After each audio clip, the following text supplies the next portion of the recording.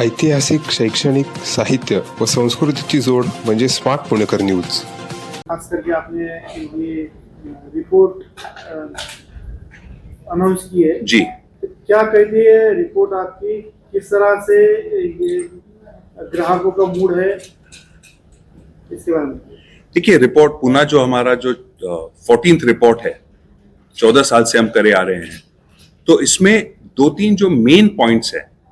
एक तो गए 12 महीने में पूना के जो एवरेज प्राइसेस है वो 8% बढ़ चुके हैं। So that is one point. दूसरा, जो प्रोजेक्ट्स जो लॉन्च हुए हैं उसमें builders have brought less projects, तो कम प्रोजेक्ट लॉन्चेस कम हो चुके हैं, सेल्स थोड़ा कम हो गया है। लेकिन सबसे जो महत्वपूर्ण बात है कि गए 4 या 5 साल में 25% एवरेज घर के साइजेस बढ़ चुके हैं। अब इस और जो प्राइस जो बढ़ चुके हैं और जो साइज जो बढ़ चुके हैं, उसके वजह से जो अफोर्डेबिलिटी है लोगों की वो कम हो चुकी है। So that is a very important aspect कि लोगों का जो अफोर्डेबिलिटी है वो कम हुआ है।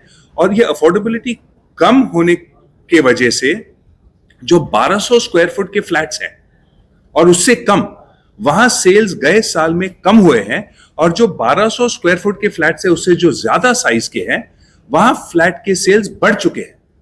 तो इसका क्या मतलब है कि जिनके पास बजट्स हैं वो खरीद रहे हैं, लेकिन जो जहां अफोर्डेबिलिटी कम है, प्राइस बढ़ने की वजह से और साइज बढ़ने की वजह से उस एरिया में वो उस सेगमेंट में सेल्स कम हुए हैं।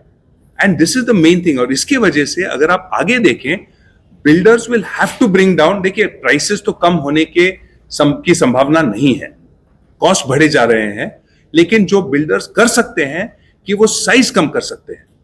और जो 1200 स्क्वायर फुट तक जो फ्लैट्स हैं, अगर वहां हमने साइज कम किया तो वहां अफोर्डेबिलिटी बढ़ेगी और वहां से भी सेल्स बढ़ने की संभावना है।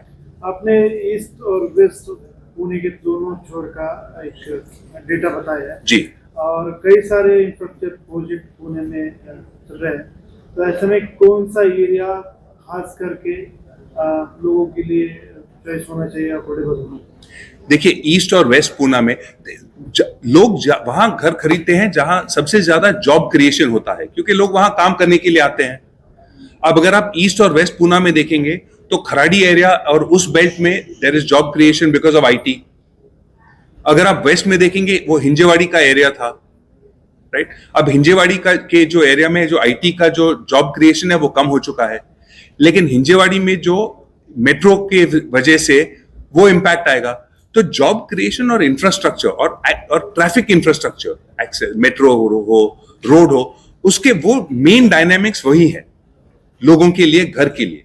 अब मैं आपको स्पेसिफिक लोकेशन के बारे में नहीं बता सकता क्योंकि हमारे प्रोजेक्ट अलग अलग लोकेशन में है, और मैं उसके बारे में बात करूंगा तो लोग सोचेंगे कि मैं हमारे प्रोजेक्ट के लिए बोल रहा हूं, कह रहा हूं। लेकिन बात जो फैक्ट है कि हम जो जिस जगह पे प्रोजेक्ट्स ढूंढते हैं, it is based on infrastructure, it is based on accessibility. So we are in those locations, but for me to talk about that might not be correct.